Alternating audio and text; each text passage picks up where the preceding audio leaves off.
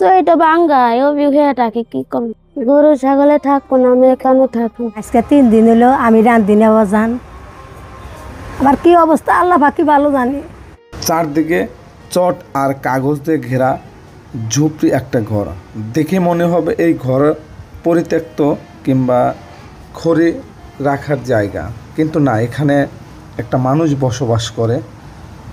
18 বছরের শারীরিক প্রতিবন্ধী আখিমণি চলাফেরা করতে পারে না, কোনো মতো মাটিতে ঘষে পেরে বাড়ির মধ্যে টুকটাক, বাইরের আলো ঠিক মতো কখনো দেখা হয় না, চলতে অনেক কষ্ট হয়।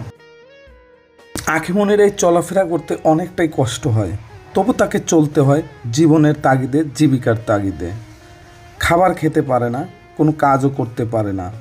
এই জরাজীর্ণ কম্বল বিছিয়েই তিনি ঘুমান, মশার কামড় সব কিছু, ঝড় বৃষ্টি তার মাথার উপর দিয়ে চলে যায়। আখিমণির অনেক কিছু খাবারের ইচ্ছা হলেও তার বাবা কিন্তু কিনে দিতে পারেন না, কারণ তার বাবাও শারীরিকভাবে অসুস্থ। তার মা আমাদেরকে জানিয়েছেন 3 দিন ধরে নাকি ঠিকমতো চুলাও জ্বলে না। বেশিরভাগ সময় তাকে খাবার দিতে হয় পান্তা ভাত, তাও মা তাকে খাবার খাইয়ে দিতে হয়, খাবার খেতে পারেন না নিজ হাতেও। অনেক কিছু খাইবার মনে হয় আব্বা আইনা দেয় না, গোস্ত মাছ কত ব্যাগটা আছে আইনা দেয় না। খারাপ লাগেই তো, অভি থাকা নাকি ঘর নাই, সবাই মিলে ঘর দিবেন, ছাগল কিনে দেবেন, সবাই মিলে ভালো হলে চলতে পারবো। ঘরে চাল থাকে না, মরিচ থাকে না, আবার কি অবস্থা আল্লাহ বাকি ভালো জানে। এই মেয়ে আপেল খাইবার চায়, এই মেয়ে কমলা খাইবার চায়, গোস্ত দেওয়া ভাত খাইবার চায়।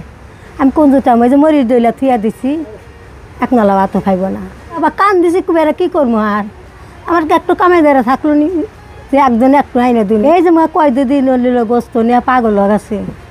গোস্ত কি বাবা, যে আমি 10 টাকা যে মাছ কিনে আইনা খেলাম, সে ক্ষমতা আল্লাহ আমার কাছে দেয় না। সবাই ফালা দিতে পারে, আমি কি আর ফালা দিবা পারি? আমার যত কষ্ট কেন, আবার পালাই নাকবো। মেয়া ভাঙ্গা ঘরে থাকা বাবা, অসুবিধা, বৃষ্টি মেঘ তুফানের রিপুর দিয়ে যায়, পানি পড়ে।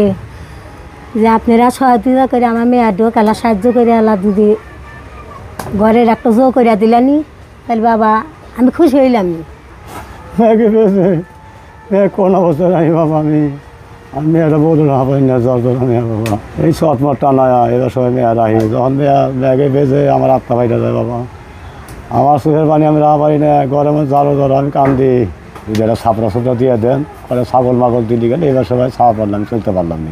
আজকে আমরা আসছি সিরাজগঞ্জ জেলার এনাদপুর থানার হুগলি ইউনিয়নে ইসলামপুর গ্রামে। আমার পাশে যাকে দেখতে পাচ্ছেন আখিমণি, 18 বছর বয়স, জন্মের পর সে শারীরিকভাবে প্রতিবন্ধী, চলাফেরা করতে পারে না, কিছুটুক ঘোষ পেরে যেতে পারে। তার কোনো ভাই নেই, 5 বোনের মতো সে 4 নাম্বার।